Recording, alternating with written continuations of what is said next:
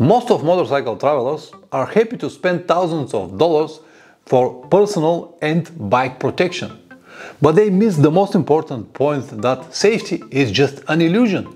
In this video, I'm gonna tell you what will help you more than all the safety and personal protection that you can buy today. So if you have nothing to do, grab your favorite drink and stay with me.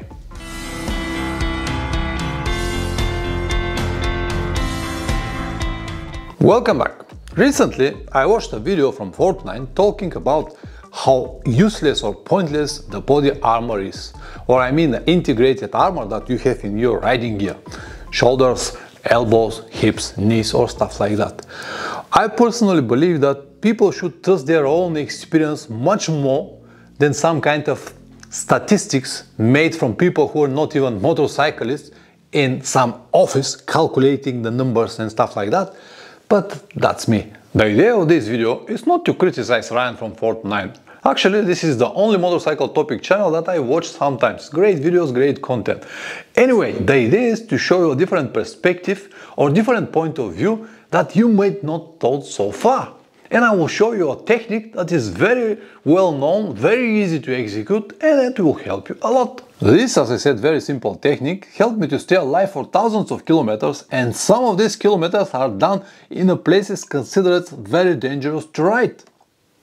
And believe it or not, because of this technique, during my entire career of riding motorcycles and traveling with motorcycles, and keep in mind that I started riding motorcycles when I was 14 years old, which is mean 35 years ago.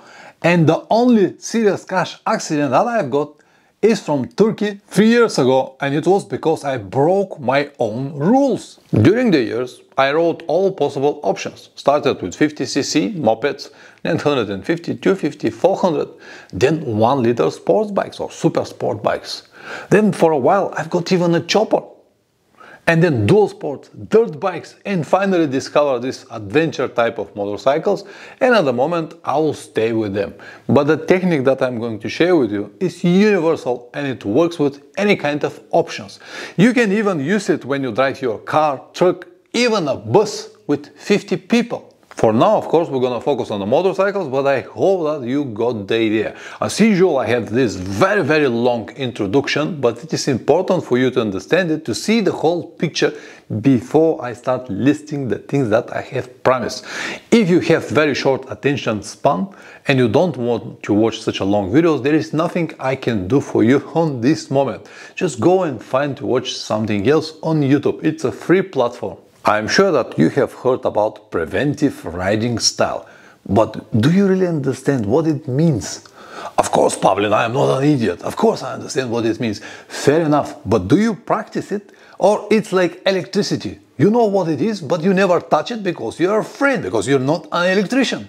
I will use the rest of the minutes of this video to tell you what I do and how exactly I practice this preventive riding style. I will also list of a few rules that I always follow every time when I jump on my motorcycle, and they help me to stay alive. Number 1, I always ride at a speed that I can control. It might vary from many different circumstances, what kind of motorcycle I have at the moment, or what are the weather or road conditions. It needs to be adjusted here and there, but it is always the same. The speed is the one that I can control. Number 2, I never imitate others and never go over my and my motorcycle's limitations. Remember, every time when you jump on your motorcycle, you're gonna learn something new. There is no such a thing like I already learned everything, I'm professional, I can do whatever I like. One small mistake and bam, the game is over. Number 3, predict the mistakes of others. This is like a game to me, to watch other drivers, riders, passengers, buses, trucks, anyone who is involved in the current situation, and always try to predict their mistakes. Who is going to make a mistake right now? I'm watching their mirrors, try to see their faces, always try to stay away from the blind spot, honk if necessary, but I have to be seen. When I said honk if necessary, reminds me about my journey around Southeast Asia. Over there is the most concentrated and I would say incredible traffic that you can face. thousands of people, thousands of cars, motorcycles, buses, trucks, anything that you can imagine. Actually, it's like a madness. And people communicate with their horns. So it's not like in Europe, you honk to prevent accident. No, it's a form of communication. For example, when I'm riding my motorcycle and I'm approaching car, just to make sure that he already saw me, I make this ping ping, and he said in reverse, ping, I saw you. When I'm next to him, I already honk once again. Ping ping, I'm next to you.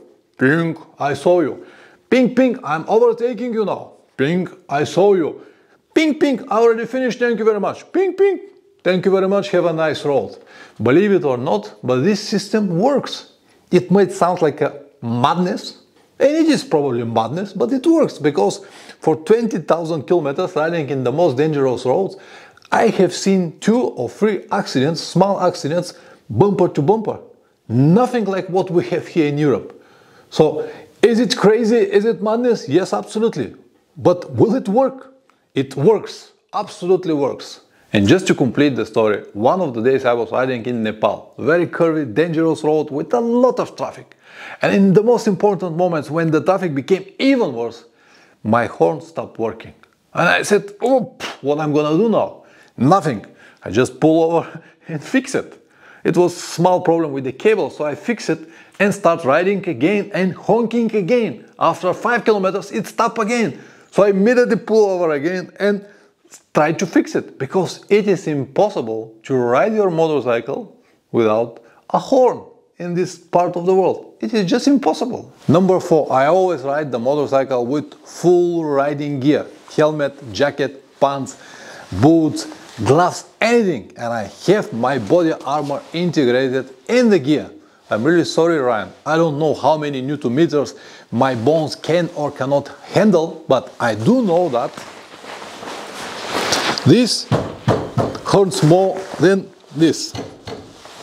During my accident in Turkey, where I hit the bumper, fender, bonnet, windscreen and flew over the car and walked away without any scratches, cannot be explained in your theory. I'm really sorry once again, Ryan, but I prefer to trust my own experience than statistics. So my advice to every one of you is always have full riding gear. Anything that you can afford and anything that you can have at the moment. Number 5, average versus top speed. It is absolutely pointless to ride fast unless you're racing or you're on some kind of competition. Then maybe it's worth it.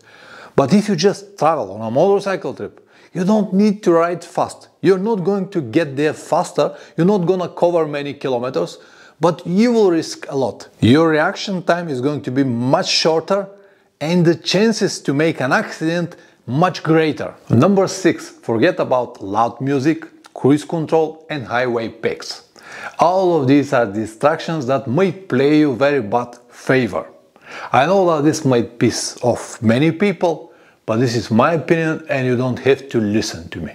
Number 7, find a proper riding gear. It needs to be comfortable, to be easy for you to wear it for many hours. If you don't like it after a few hours, you're gonna hate it after a few days. As I said, it needs to be comfortable, without restricting your movements. You have to feel free and protected at the same time. It shouldn't be too hot in the hot days and too cold in the cold days. You have to find a proper layering, a proper system that works for you. So don't make any compromises and buy the best that you can afford. It does not need to be the top of the top, but the best that you can afford. And the last number 8, always early starts. This is more related for people who travel with their motorcycles, because early starts will give you early stop. And when you stop on time, you'll be able to find a hotel on time, to open your tent if you prefer to sleep in the tent, and to relax properly. And on the next day, you'll be fresh, you'll be with a lot of power, and this will help you to avoid any mistakes.